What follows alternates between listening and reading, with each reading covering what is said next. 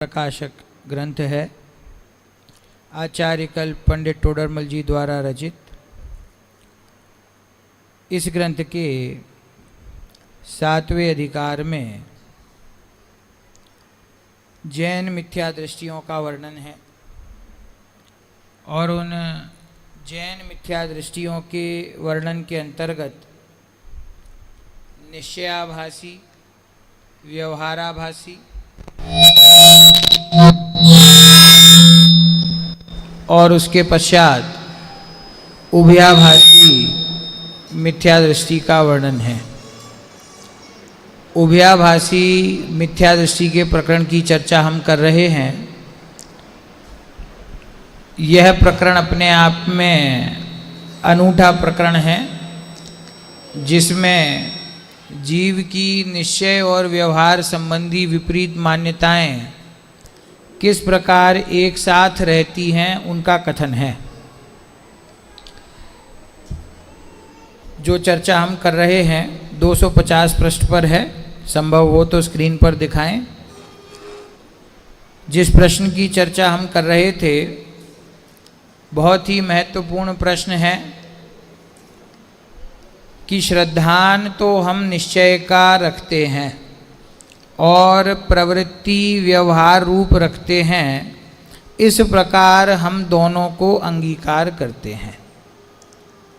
श्रोता बहुत सुधी है, अभ्यासी है, इसीलिए जैसे जैसे पंडित जी साहब उसके प्रश्नों का निराकरण कर रहे हैं वैसे वैसे वो जल्दी जल्दी से अपनी बात को बदलता जा रहा है।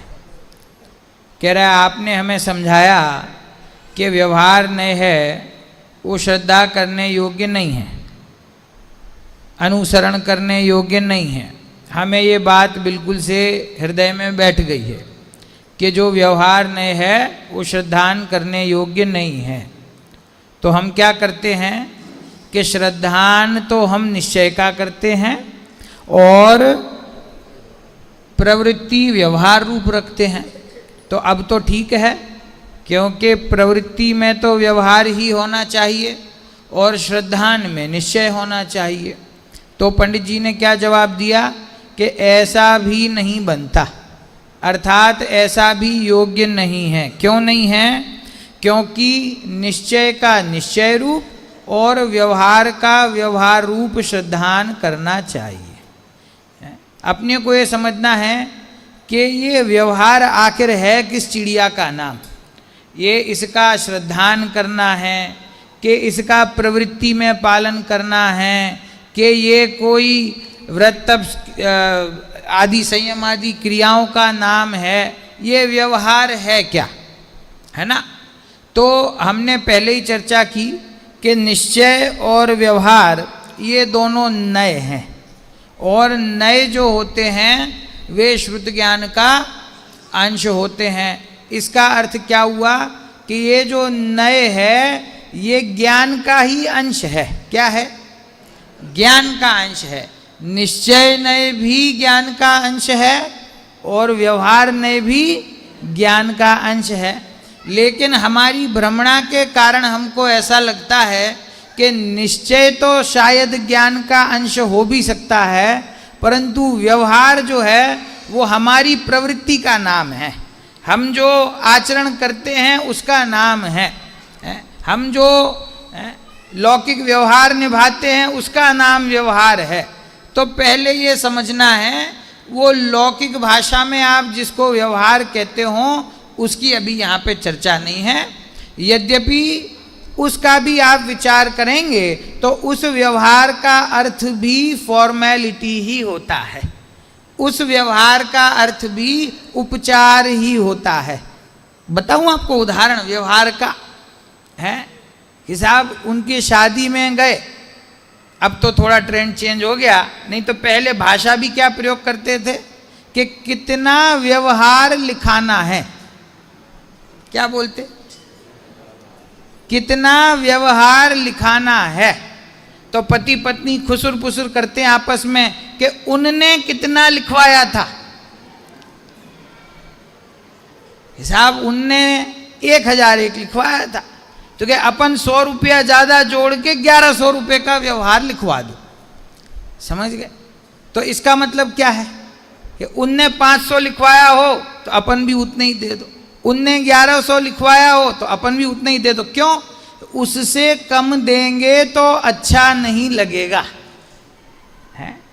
तो ये क्या किया जा रहा है कि भैया ये व्यवहार निभाया जा रहा है। शब्द क्या प्रयोग करते हैं?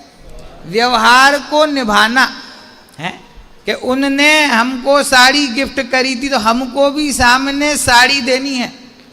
उनने जितनी कीमती, जितनी अच्छी या जितनी बुरी दी थी हमको भी वैसी ही पलटानी है। इसको क्या कहते हैं? व्यवहार निभाना, है ना? तो देखो, एक अपने परिवार में अपने बच्चों को, अपनी पत्नी को, अपने माता पिता को, अपने भाई बहन को गिफ्ट दिया जावे, उसको व्यवहार निभाना नहीं कहते हैं।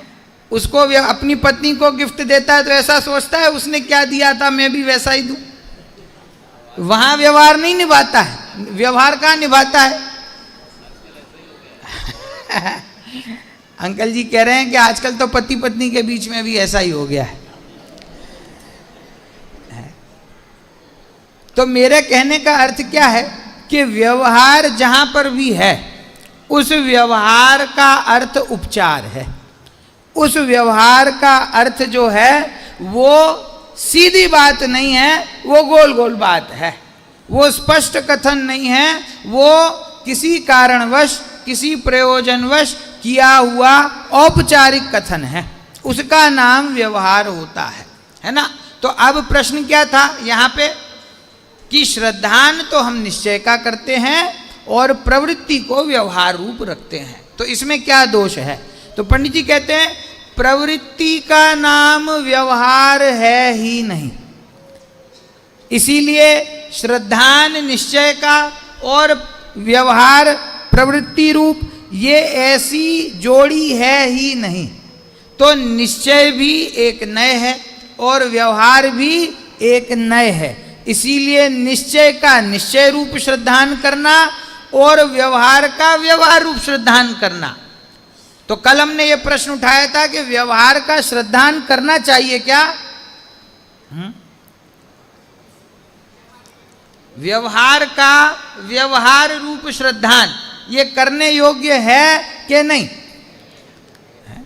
कि यदि व्यवहार का व्यवहार रूप श्रद्धान नहीं करोगे, मतलब जैसा उसका स्वरूप है वैसा नहीं जानोगे, तो फिर वहां गलती करोगे। इसीलिए निश्चय का जैसा स्वरूप है उसको वैसे समझना चाहिए और व्यवहार का जैसा स्वरूप है उसको वैसा समझना चाहिए, और दोनों नयों को समझना आवश्यक है। क्यों? कि यदि एक नय का ही श्रद्धान करे, सिर्फ एक नय का श्रद्धान करने पर एकांत मिथ्यात्व होता है।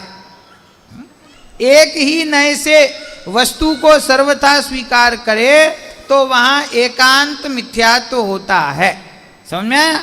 तो फिर इसके आगे और महत्वपूर्ण बात, तथा प्रवृत्ति में नय का प्रयोजन ही नहीं है। जो कुछ भी, किसी भी द्रव्य की जो प्रवृत्ति है, जो परिणति है, उसमें नय का कोई प्रयोजन ही नहीं है। ये बात इतनी महत्वपूर्ण है क्योंकि इसको समझे बिना, बिना विवेक से हम चाहे जहां जैसा चाहे निश्चय और व्यवहार का प्रयोग करते रहते हैं, और इसीलिए हमारे मन की शंकाएं कभी खत्म नहीं होती। क्या कहा? देखो, वस्तु जो है ना, कोई भी द्रव्य है, इससे पहले क्या महत्वपूर्ण वाक्य आया था कि किसी भी द्रव्य का नाम निश्चय और किसी का भी नाम व्यवहार नहीं। इसका मतलब क्या हुआ कि वो जो द्रव्य या भाव उसमें भी नय नहीं है, और फिर अब यहाँ कहा कि जो प्रवृत्ति है उसमें भी नय का प्रयोजन नहीं है। तो इसका अर्थ क्या हुआ? द्रव्य, भाव, प्रवृत्ति किसी का भी नाम निश्चय या व्यवहार नहीं, किसी में भी नय का प्रयोजन नहीं है। तो फिर ये नय का प्रयोजन है कहाँ? ये दो जगह हमने आपको बताया था, एक ज्ञान में और दूसरा वचन में। बस ये दो जगह ही व्यवहार लग सकता है, इसके अलावा कहीं पे व्यवहार लग नहीं सकता। देखिए, आत्मा शुद्ध है, कौन से नए से? कठिन है, सरल करते हैं। अग्नि उष्ण है, कौन से नए से? निश्चय नए से। क्या लगता है? व्यवहार नए से? ये साहब व्यवहार से तो नहीं हो सकती। अग्नि उष्ण है, गर्म है, कौन से नए से? स्वभाव से। तो वो अग्नि जो है, मैं उसकी उष्णता में नए का प्रयोग कर सकता हूं या नहीं कर सकता? अग्नि को उष्ण होने में निश्चय की जरूरत है? अरे नए तो श्रुत ज्ञान के अंश है ना। अग्नि तो जड़ है, वो समझती है निश्चय ने व्यवहार ने, वो तो जैसी है। अग्नि उष्ण है, ये उसका स्वभाव है। अब मैं प्रश्न करूं कि वो निश्चय से या व्यवहार से, तो देखो ये प्रश्न ही गलत है पहली बात। फिर भी यदि आपको उसमें निश्चय या व्यवहार समझना हो तो अग्नि उष्ण है, ये अग्नि के बारे में सत्य कथन है उसके स्वरूप का, तो उसको वैसा ही कहना वो निश्चय है? और अग्नि के ऊपर पानी रखा और पानी गर्म हुआ, समझ में? तो क्या कहता है कि पानी गर्म हो गया, पानी गर्म हुआ ना, तो पानी में जो गर्मी दिखती है वो गर्मी किसकी है? ये जैन धर्म की विचक्षणता। गर्म पानी में जो गर्मी है वो किसकी है? ये ऐसा लग रहा है जैसे मैं जबरदस्ती बुलवा रहा हूं, आवाज तो नहीं निकल रही कि साहब गर्म तो पानी हुआ है ना, उसकी पर्याय में भाई पानी का स्वभाव क्या है? शीतलता। और गर्म पानी का स्वभाव क्या है? ठंडे पानी का स्वभाव तो शीतलता है, नदी में बहते हुए पानी का स्वभाव तो शीतलता है, लेकिन जिस पानी को गर्म किया गया है उसका स्वभाव क्या है? उसका स्वभाव भी शीतलता। तो फिर ये जो गर्मी है ये क्या है? ये पानी का विभाव है। ये गर्मी जो पानी का विभाव है वो स्वभाव किसका है? समझ में आया? जो उष्णता पानी में अनुभव में आ रही है, कितनी उष्णता है कि उंगली डाल दो तो उंगली जल जाए, इतना पानी गर्म है, फिर भी आप लोग कहते हो कि उस पानी का स्वभाव शीतलता है। ये कैसे हुआ? कि देखो जैसे ही अग्नि का संयोग बंद होगा, उसको अग्नि पर से उतार के साइड में रख दिया, उसी क्षण से प्रति समय वो अपने स्वभाव की ओर दौड़ना चालू करता है ना। वो गर्म कब तक है? कि जब तक अग्नि का संयोग है। तो पानी में जो उष्णता दिखाई दे रही है, दाल में जो नमक डाला गया है उसके कारण से दाल को खारा कहना, पानी को उष्ण कहना, समझ में? ये कौन सा कथन हुआ? व्यवहार का कथन हुआ। समझ में आई बात? कि जो निश्चय नय है और जो व्यवहार नय है, ये कहां पे लागू पड़ता है? ये वस्तु में लागू नहीं पड़ता है। मैंने आपसे क्या पूछा? अग्नि उष्ण है क्या? उष्ण तो है। कौन से नय से? निश्चय से के व्यवहार से? तो पंडित जी के वाक्य को याद करना कि किसी भी द्रव्य का नाम निश्चय या व्यवहार नहीं है। तो पानी, अब देखना मैं अब कठिन करता हूं, पानी गर्म है, निश्चय से के व्यवहार से? ये बड़ी उलझन है। ये उलझने हमने इतने वर्षों में आज तक नहीं सुलझाई, इसीलिए हमको ये कठिन लग रही हैं। जो पानी उष्ण है वो निश्चय से के व्यवहार से? व्यवहार से। अभी तो हमने समझा कि भैया किसी भी द्रव्य का नाम निश्चय या व्यवहार नहीं है, तो उष्ण पानी का नाम व्यवहार कैसे हो गया? जब सिद्धांत हम बोल रहे हैं किसी वस्तु का नाम निश्चय या व्यवहार नहीं है, किसी भाव का नाम निश्चय या व्यवहार नहीं है, किसी प्रवृत्ति का नाम निश्चय या व्यवहार नहीं है, तो फिर उदाहरण को पेश करते ही आप सिद्धांत भूल कैसे जाते हो? उष्ण पानी निश्चय है कि व्यवहार?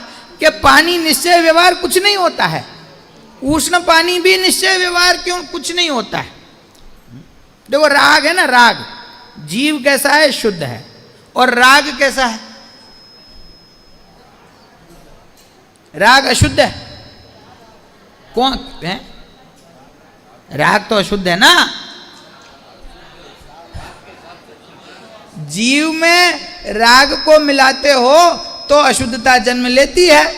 दोनों को अलग अलग देखो तो अपने स्वरूप में जीव शुद्ध है और अपने स्वरूप में राग शुद्ध है। वो किसी से मिला नहीं ना, अकेला है वो। अन्यथा नहीं पकड़ना कि राग को शुद्ध कह रहे हैं। राग शुद्ध है मतलब अन्य द्रव्य से भिन्न उसको देखोगे तो जैसा उसका स्वरूप है वैसा देखोगे और वैसा कथन करोगे तो निश्चय होगा, और अन्यथा कथन करोगे तो व्यवहार होगा। और राग स्वयं निश्चय है कि व्यवहार? कि किसी भी भाव का नाम निश्चय और व्यवहार। जो मिथ्यात्व है, मिथ्यात्व, वो निश्चय है कि व्यवहार? बोलो, आपको सच्ची मुच्ची में मिथ्या दर्शन अभी है कि नहीं है?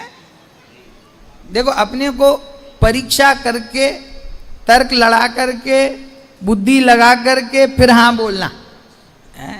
टोडरमल जी की हाँ में हाँ नहीं मिलाना, अंदर से हाँ आए तो हाँ मिलाना, नहीं तो प्रश्न करना। दो ही चीज हो सकती हैं कि या तो समझ में आ गया और या प्रश्न उपस्थित होना चाहिए। ये नहीं कि अभी तो हाँ कर दिया और फिर बाहर जाके पंडित जी ये समझ ही नहीं आया, ये कैसे हुआ? तो अब नहीं समझ में आया तो अभी समझो कि जो मिथ्यात्व है वो निश्चय है कि व्यवहार? किसी भी भाव का नाम निश्चय और व्यवहार। जो सुबह का विषय है प्रमत्त दशा और अप्रमत्त दशा, 1 से लेकर के 6वां गुण स्थान और फिर 7वें से लेकर के 14वां गुण स्थान, इन दोनों में से व्यवहार कौन है और निश्चय कौन है? प्रमत्त दशा व्यवहार, अप्रमत्त दशा ऐसा नहीं है। क्यों नहीं है? क्योंकि किसी भी भाव का नाम निश्चय और व्यवहार। मोक्ष निश्चय है कि व्यवहार? कि किसी भी दशा का नाम, ये 2-3 सूत्र याद कर ले ना आदमी तो फिर उसकी कोई निश्चय व्यवहार में भूल नहीं पड़े। समझ में आया? तो अब कहते हैं कि द्रव्य में निश्चय व्यवहार नहीं है, भाव में निश्चय व्यवहार नहीं है और प्रवृत्ति में निश्चय व्यवहार नहीं है, तो निश्चय व्यवहार कहाँ है? कि या तो ज्ञान में है और या वचन में है, इसके अलावा व्यवहार कुछ नहीं है। व्यवहार की रुचि वाला कहेगा अभी तक हमारे पास बस एक चीज बची थी कि हम व्रत तप शील संयम आदि के स्वामी थे, अब वो भी इनने छीन लिया कि व्रत तप शील संयम का नाम व्यवहार नहीं। समझ में आया? अब क्या बचा व्यवहार वालों के पास? क्या बचा? कि ज्ञान बचा। क्या बचा? क्योंकि लागू कहाँ पड़ता है वो व्यवहार? ज्ञान में। तो इसीलिए भैया विचार करना, आग्रह को छोड़ना और जिनवाणी से अपनी बुद्धि को मैच करना है। जैसा जिनवाणी में कहा है उसके अनुसार अपनी समझ को आगे बढ़ाना। देखो आगे पढ़ता हूं। प्रवृत्ति तो द्रव्य की परिणति है। प्रवृत्ति क्या होती है? जीव की प्रवृत्ति, पुद्गल का परिणमन, जितने भी द्रव्य हैं उनका जो कुछ परिणमन है वो तो उस द्रव्य की ही परिणति है ना। तो वहां जिस द्रव्य की परिणति हो उसी को प्ररूपित करे सो निश्चय नहीं, और उस ही को अन्य द्रव्य की प्ररूपित करे सो व्यवहार नहीं। देखो क्या कहा, प्रवृत्ति में नए का प्रयोजन नहीं है। तो फिर प्रवृत्ति क्या है कि प्रवृत्ति तो द्रव्य की परिणति है, तो जिस द्रव्य की है उसको उसी का कहना, इसका नाम निश्चय। और उस ही परिणति को अन्य का कहना, उसका नाम गति हेतुत्व है ना। चलते हुए जीव और पुद्गलों को जो चलने में निमित्त है उसका नाम क्या नाम है, धर्म द्रव्य। तो गति कराना किसका नाम है, धर्म द्रव्य। समझ में।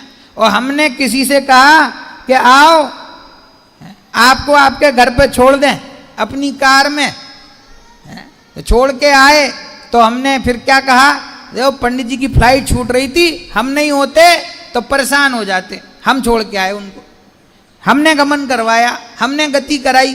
तुमने गति कराई, किसने कराई? वो गति हेतुत्व काम किसका था और माना किसका, कथन किसका किया, हमने कराया। एक द्रव्य की परिणति को दूसरे द्रव्य की कहना। समझ में। कर्म का उदय आया तो कर्म के उदय में जो फल प्राप्त हुआ वो फल है, वो है किसका, कर्म का। और माना क्या कि हमारा। समझ में। तो ये इस प्रकार से जिस द्रव्य की जो परिणति है उसको उसी की कहना। ज्ञान रूप परिणति वो किसकी है, जीव की। जीव का कार्य क्या है, जानना। तो जीव का कार्य जानना है, तो जीव रूपी द्रव्य की परिणति जानने रूप होती है। तो जिस द्रव्य की जो परिणति है उसको उसी की कहोगे तो उसका नाम निश्चय है, और उसको किसी दूसरे द्रव्य की कहोगे। ये जो कंप्यूटर बन गए, सुपर कंप्यूटर हो गए, वीरेंद्र अंकल AI डेवलप हो गया, तो ये AI कुछ जानता है कि नहीं जानता? गूगल कुछ जानता है कि नहीं जानता? कि अपन तो आजकल सारे प्रश्न गूगल से ही पूछते हैं, ये गूगल तो सब कुछ जानता है। तो ये जो गूगल जो जान रहा है ये कौन से द्रव्य की परिणति है? भाई ज्ञान तो जीव का कार्य है। ज्ञान किसका कार्य है? जीव का। और मान किसका रहे? पुद्गल का। किसका मान रहे? स्मार्टफोन, उसको सब पता होता है, गूगल को सब पता होता है, AI को सब पता होता है। भैया ये गूगल जो है ये जीव है कि पुद्गल? तो पुद्गल में ज्ञान होता है कि नहीं होता? हम तो कह रहे हैं। तो एक द्रव्य की परिणति को दूसरे द्रव्य की परिणति कहना, ये उसका उदाहरण है। तो एक जिस द्रव्य की जो परिणति है उसको उसकी कहना, ये निश्चय। और एक द्रव्य की परिणति को दूसरे द्रव्य की कहना, उसका नाम व्यवहार। ऐसे अभिप्राय अनुसार प्ररूपण से उस प्रवृत्ति में दोनों नए बनते हैं। क्या कहा? ऐसे अभिप्राय अनुसार। कैसे अभिप्राय अनुसार? जिस द्रव्य की जो परिणति उसको उसका ही कहना सो निश्चय और अन्य का कहना सो व्यवहार। ऐसे अभिप्राय अनुसार प्ररूपण से उस प्रवृत्ति में दोनों नए बनते हैं। प्रवृत्ति एक, उसी में निश्चय नहीं घटित होता है और उसी में व्यवहार नहीं घटित होता है। क्या कहा? हमने कल एक प्रश्न पे चर्चा खत्म की थी। क्या प्रश्न था, याद है किसी को? क्या प्रश्न है? अगर प्रश्न याद होगा तो मैं चर्चा करूंगा, प्रश्न ही याद नहीं तो इसका मतलब आगे पाठ पीछे सपाट हो रहा है, तो फिर पीछे जाने की जरूरत नहीं है। हाँ, कि केवल ज्ञान में केवली भगवान सर्वज्ञ परमात्मा लोकालोक को जान रहे हैं, तो उनके ज्ञान में लोकालोक प्रतिबिंबित हो रहा है, तो वहाँ लोकालोक को जानने की क्रिया चल रही है। अब ये निश्चय से है कि व्यवहार से? केवली भगवान लोकालोक को निश्चय से जानते हैं कि व्यवहार से? तो कहते हैं प्रवृत्ति में नए का प्रयोजन ही नहीं है। ये जानने की जो प्रवृत्ति है, क्रिया है, इसमें नए का कोई प्रयोजन किसी भी भाव में ना निश्चय है ना व्यवहार है। लेकिन यहां पे एक पंक्ति कही, क्या? कि जिस द्रव्य की जो परिणति है उसको उस ही का कहना सो निश्चय, और अन्य का कहना सो व्यवहार। केवली भगवान का केवल ज्ञान, वो अपना ज्ञान अपने लिए, अपने से, अपने आधार से होता है, तो वो ज्ञान केवली भगवान का है। जानने का कार्य केवली भगवान का है। वो ज्ञान अपने आत्मा से तादात्म्य है, अभिन्न है, तो उस ज्ञान को आत्मा का कहना ये निश्चय, और उस ज्ञान का कथन उसमें जानने में आते हुए लोकालोक के पराश्रितता की अपेक्षा से कहना, उसका नाम कठिन हो रहा है। और जितना सरल आप चाहेंगे उतना सरल करेंगे।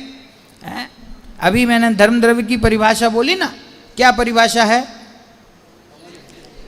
स्वयं चलते हुए जीव और पुद्गलों को जो चलने में निमित्त हो उसे धर्म द्रव्य कहते हैं। मैं आपसे धर्म द्रव्य की परिभाषा पूछता हूं तो आप इसमें जीव पुद्गल को क्यों शामिल करते हो? मेरे को धर्म द्रव्य की परिभाषा बताइए ना। जैसे मैं आपसे पूछता हूं कि जीव द्रव्य की परिभाषा क्या है, तो आप क्या कहते हो? जो जानता देखता है उसका नाम जीव है। अब मैं आपसे धर्म द्रव्य की परिभाषा पूछता हूं तो आप कहते हो कि जो जीव और पुद्गलों को चलने में सहायक है उसको धर्म द्रव्य कहते हैं। ये धर्म द्रव्य की परिभाषा में ये जीव पुद्गल को क्यों शामिल करते हो? जीव पुद्गल के बिना खाली धर्म द्रव्य की परिभाषा बताओ मुझे। समझ में आया? अब और अगला प्रश्न आएगा, समझ में आएगा। वो जो गति हेतुत्व लक्षण है किसका है? धर्म द्रव्य का। गुण किसका है? गति हेतुत्व गुण किसका है? स्वभाव किसका है? अभिन्न किससे है? उस गति हेतुत्व गुण को जीव और पुद्गल की कोई अपेक्षा है?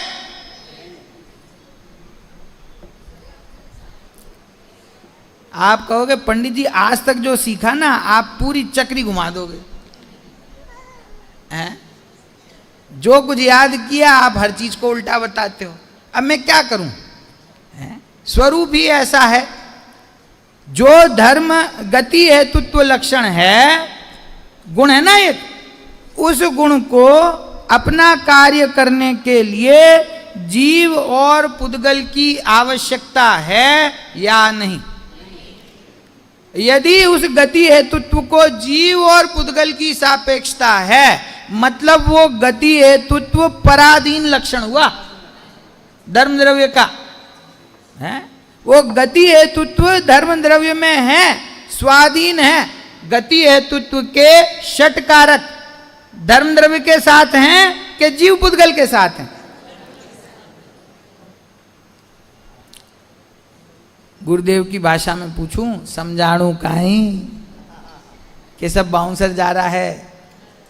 अगर बाउंसर जा रहा हो ना तो ये निर्णय करना कि अभ्यास की आवश्यकता है। समझ में आया? मेरे से ये आग्रह मत करना कि बहुत कठिन पड़ रहा है पंडित जी कुछ सरल ले लो। सरल नहीं ले पाऊंगा। क्यों? इसी को सरलता से तो समझाऊंगा, लेकिन विषय बदल के सरलता में नहीं जा पाऊंगा। क्यों? क्योंकि समझने योग्य प्रयोजन भूत वस्तु ये है। आपके समझ में नहीं आ रही तो थोड़ा अभ्यास करो। ग्रंथ खोल के कभी नहीं पढ़ते हो तो थोड़े खोलो, छोटे छोटे ग्रंथ खोलो, परिभाषात्मक ग्रंथ खोलो, परिभाषाओं को याद करो, तो वहां से जो बुद्धि है वो थोड़ी थोड़ी थोड़ी डेवलप होकर के ये बात समझ में आएगी। देखो आश्चर्य कैसा है कि लौकिक पढ़ाई में कोई जब नया विषय हाथ में लेते हैं तो नहीं समझ में आता है तो क्या पहले ही दिन छोड़ देता है? 1 वर्ष 2 वर्ष तो स्कूल में पढ़ता है ना, तो उसके बाद समझ में आता है ना, पहले दिन तो नहीं आता है। अब यहाँ पूरे वर्ष में 10 लक्षण वाले दिन पे मंदिर आवे और प्रवचन में बैठे और समझ में नहीं आए तो एक ही दिन में भाग जाए कि हमको तो समझ में ही नहीं आता, वो पता नहीं क्या कहते हैं।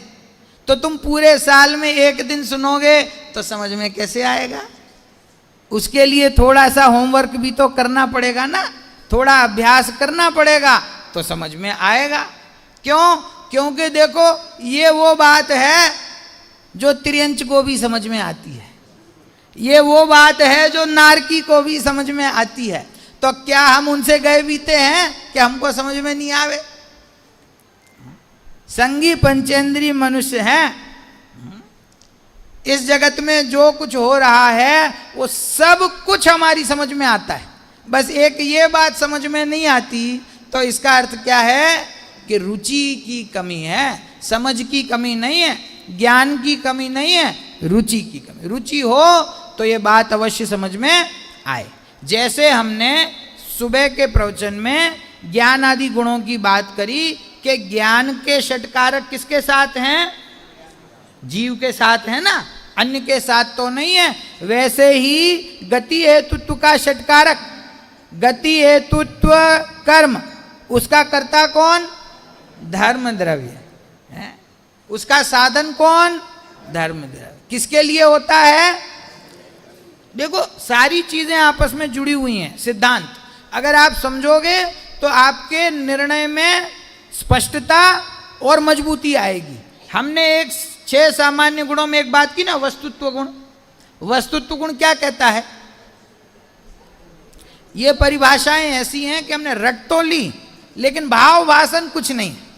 अभी हमारे पंडित जी बता रहे थे, पढ़ता है तो पढ़ लेता है, सुनता है तो सुन लेता है, पर भाव भाषण कुछ नहीं होता। ये वस्तुत्व गुण किसको कहते हैं? कि जिस शक्ति के कारण द्रव्य में अर्थ क्रियाकारित्व होता है उसको वस्तुत्व गुण कहते हैं। इसका मतलब तो पता नहीं। ये अर्थ क्रियाकारित्व, ये तो शब्द ही एक तो कठिन है। इसका मतलब क्या होता है? अर्थ क्रियाकारित्व। धर्म द्रव्य में वस्तुत्व गुण है तो इसका मतलब है कि उसमें एक अर्थ क्रियाकारित्व चल रहा है, अर्थात उसमें उस द्रव्य से संबंधित प्रयोजनभूत क्रिया चल रही है। उस धर्म द्रव्य की प्रयोजनभूत क्रिया क्या है? गति हेतुत्व। उस धर्म द्रव्य में अपने स्वयं के वस्तुत्व गुण के कारण से गति हेतुत्व रूप अर्थ क्रियाकारित्व चल रहा है। उसको अपने अर्थ क्रियाकारित्व के लिए जीव और पुद्गल चाहिए कि नहीं चाहिए? नहीं चाहिए ना।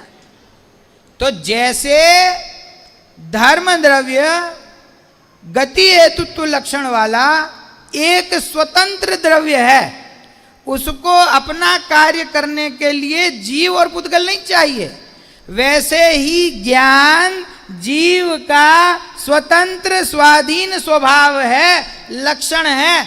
उसको अपने अस्तित्व को बनाए रखने के लिए लोकालोक नहीं चाहिए। वो जानने में आए तो भले आए। धर्म द्रव्य के गति हेतुत्व लक्षण से जीव पुद्गल निमित्त पाकर के चले तो भले चले, उनको चलाने के लिए गति हेतुत्व नहीं है। गति हेतुत्व उनके लिए नहीं है, उसका संप्रदान धर्म द्रव्य से है। ज्ञान का संप्रदान अपने आत्म द्रव्य से है। केवली भगवान के केवल ज्ञान का संप्रदान अपने आत्मा से है ना। और उसको हमने जोड़ दिया कि जो लोकालोक को जानता है उसका नाम केवल ज्ञान। तो जो अपने आत्मा से भिन्न द्रव्य है उसकी अपेक्षा से अपने ज्ञान का कथन किया, सो इसको कहते हैं व्यवहार। उसी प्रवृत्ति में ये व्यवहार है और वो ज्ञान अपने आत्मा का है। सुबह के प्रवचन को याद कीजिए, गुरुदेव श्री के वाक्य को याद कीजिए कि लोकालोक को जानते हैं या लोकालोक संबंधी अपने ज्ञान को जानते हैं? तो लोकालोक संबंधी अपने ज्ञान को जानते हैं, तो ज्ञान ने ज्ञान को जाना ये निश्चय, और ज्ञान ने परद्रव्य को जाना ऐसा कथन करना ये व्यवहार। और जो जानने की क्रिया हो रही है वो निश्चय के व्यवहार, उसमें ना निश्चय ना व्यवहार। आया आपका प्रश्न था ना, इसलिए आपको ये बता रहा हूं। एक ही प्रवृत्ति में क्या पंक्ति है,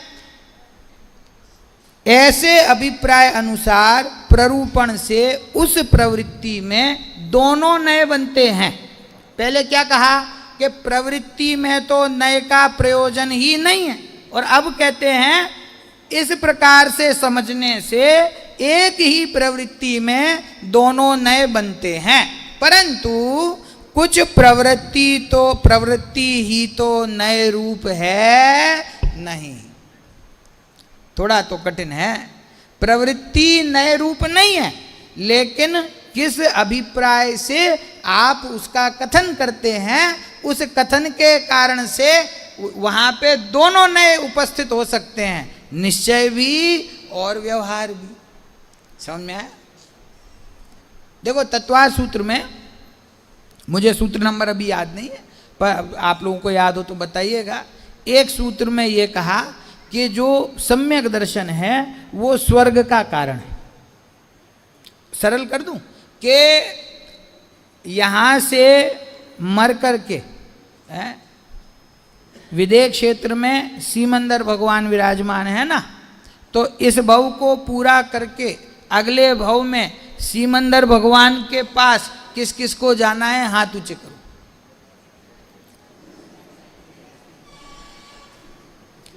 साक्षात दिव्य ध्वनि दातार वर्तमान में विदेह क्षेत्र में विराजमान है ना सीमंदर भगवान, किसको जाना है उनके पास अगले भव में? यहां से दो चार हाथ तो मुझे दिखाई दिए।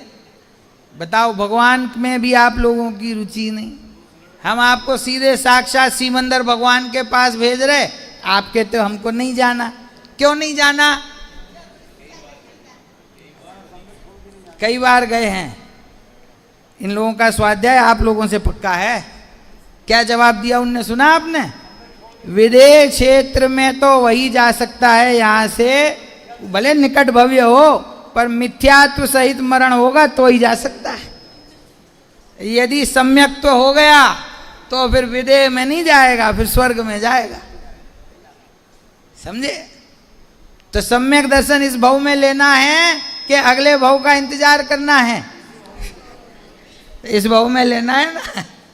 तो सम्यक दर्शन प्राप्त करेंगे तो स्वर्ग में जाएंगे। तो सम्यक दर्शन स्वर्ग का कारण है कि नहीं? प्रश्न तो मेरा ये है। सम्यक दर्शन स्वर्ग का कारण है या नहीं? हिसाब सम्यक दर्शन तो मोक्ष का कारण है, लेकिन तत्वार सूत्र में कहा है कि सम्यक दर्शन प्राप्त करके जीव नरक में, निगोध में, स्त्री पर्याय में, तिर्यंच पर्याय में नहीं जाता। कहाँ जाता है? स्वर्ग में जाता है। तो सम्यक दर्शन को स्वर्ग का कारण कहना ये निश्चय है कि व्यवहार? ऐसा सम्यक दर्शन का स्वरूप है या नहीं?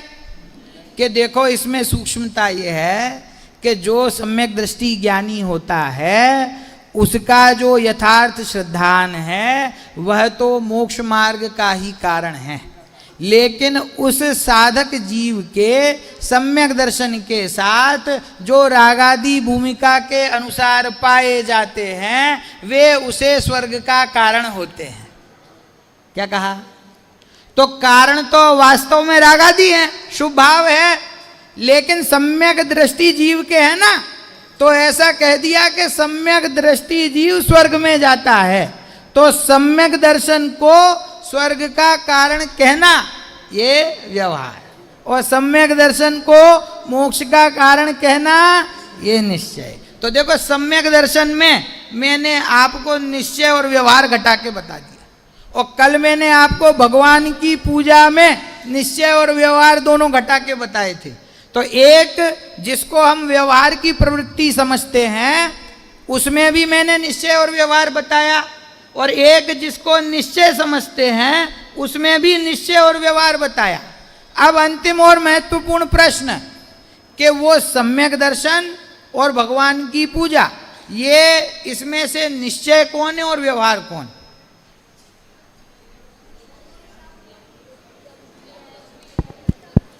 एक एक दो टुकड़े में कठिन लग रहा हो तो एक एक पूछता हूं कि सम्यक दर्शन ये निश्चय रूप है कि व्यवहार रूप? कि किसी भी भाव का नाम, और भगवान की पूजा निश्चय रूप है कि व्यवहार रूप?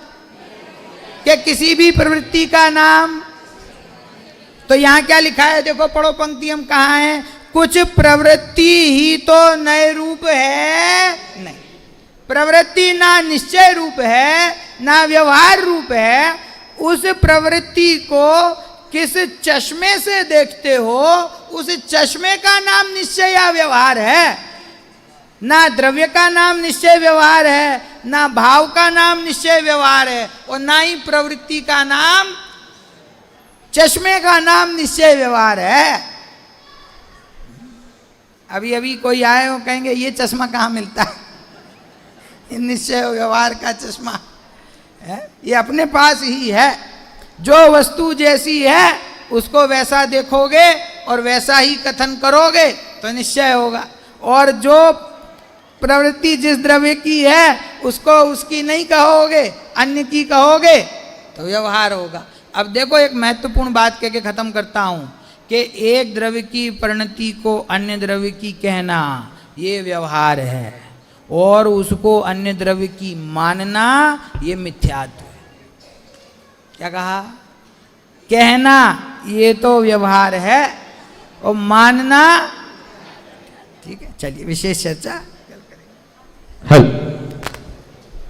अभी हम सभी आदरणीय पंडित श्री गायक जी शास्त्री